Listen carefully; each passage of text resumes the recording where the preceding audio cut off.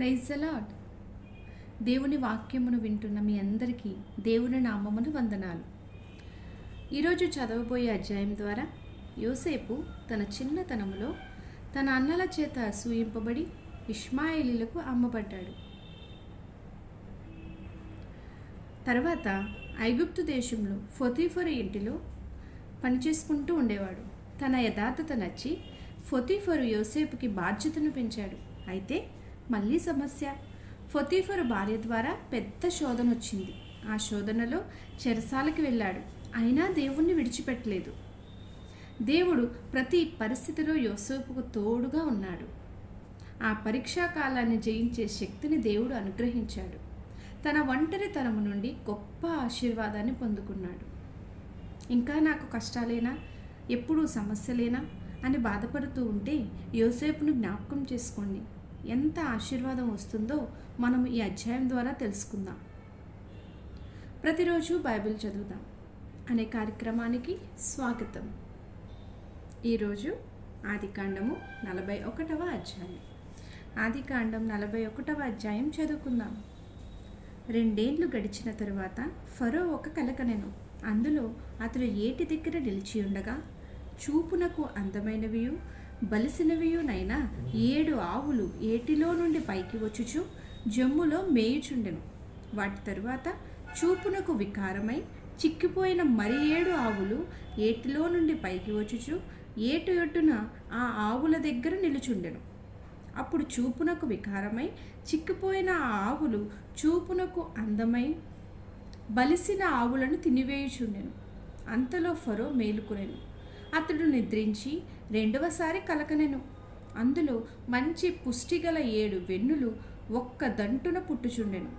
మరియు తూర్పు గాలి చేత చెడిపోయిన 7 పీలవెన్నులు వాటి తరువాత మొలిచెను. అప్పుడు నిండైన పుష్టిగల ఆ 7 వెన్నులను ఆ పీల వెన్నులను మృంగివేశెను. అంతలో ఫరో మేలుకొని అది కల అని గ్రహించెను.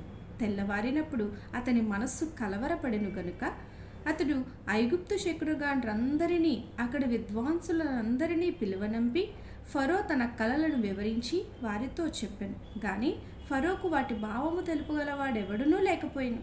అప్పుడు పానదాయకుల అధిపతి, నేడు నా తప్పిదములను జ్ఞాపకం చేసుకొనుచున్నాను.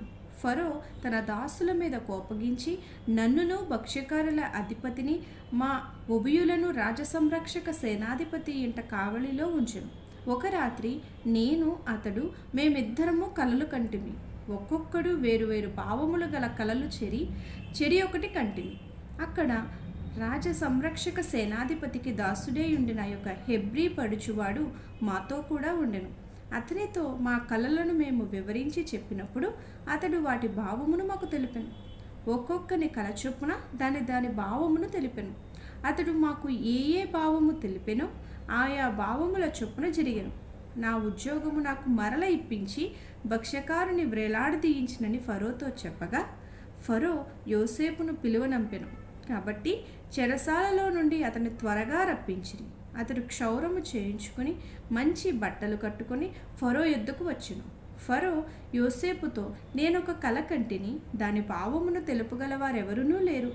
నీవు కలను విన్న ఎడల దాని భావమును తెలుపగలవని నిన్ను గూర్చి వింటినని అతనితో చెప్పినందుకు యోసేపు, నా వలన కాదు, దేవుడే ఫరోకు క్షేమకరమైన ఉత్తరమిచ్చునని ఫరోతో చెప్పారు.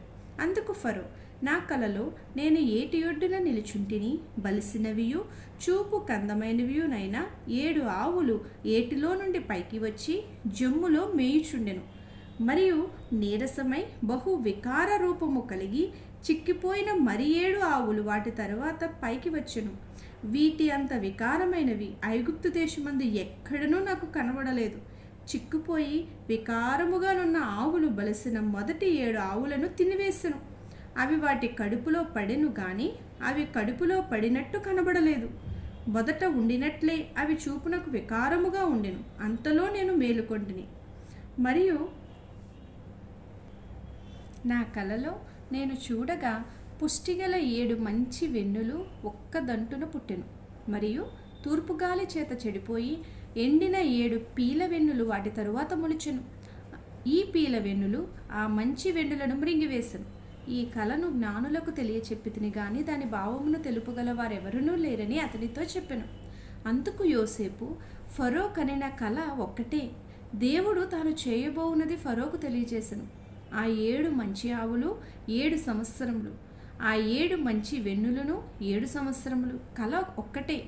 వాటి తరువాత చిక్కిపోయి వికారమై పైకి వచ్చిన 7 ఆవులను 7 సంవత్సరములు, తూర్పు గాలి చేత చెడిపోయిన 7 పీలవెన్నులు, కరువు గల 7 సంవత్సరములు.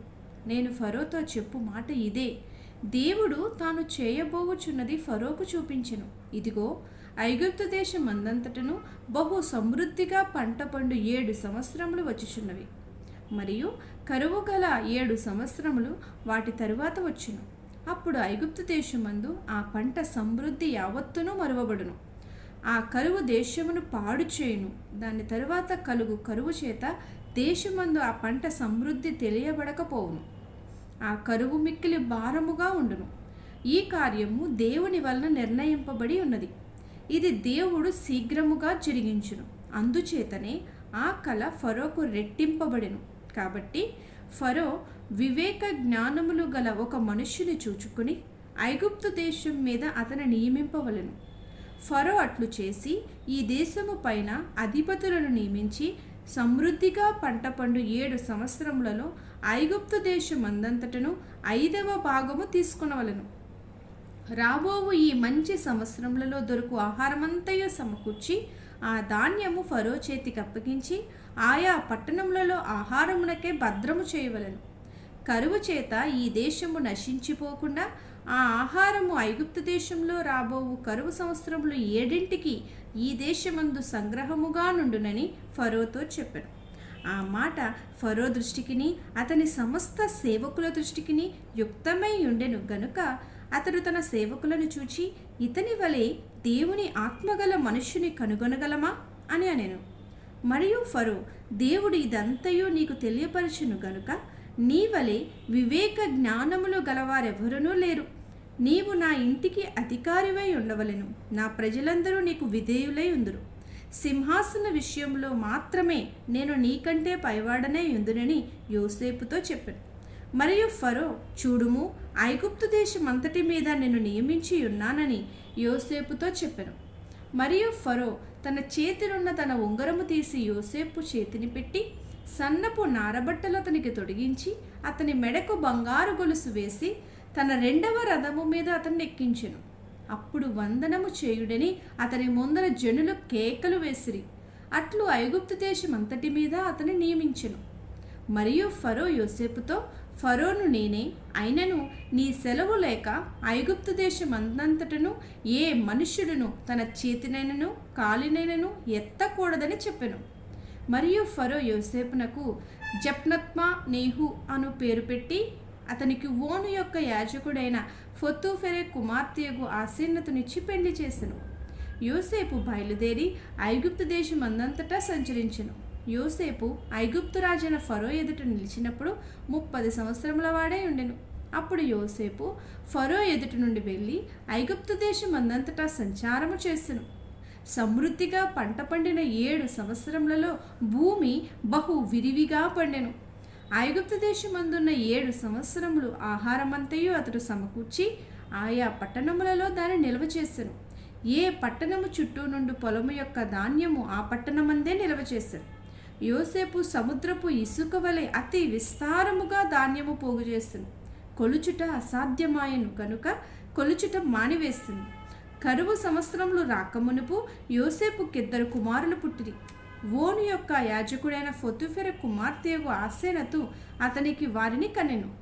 అప్పుడు యోసేపు, దేవుడు నా సమస్త బాధను నా తండ్రి ఇంటి వారినందరినీ నేను మరిచిపోవునట్లు చేసనని చెప్పి తన జ్యేష్ఠ కుమారునికి మనష్షే అను పేరు పెట్టెను.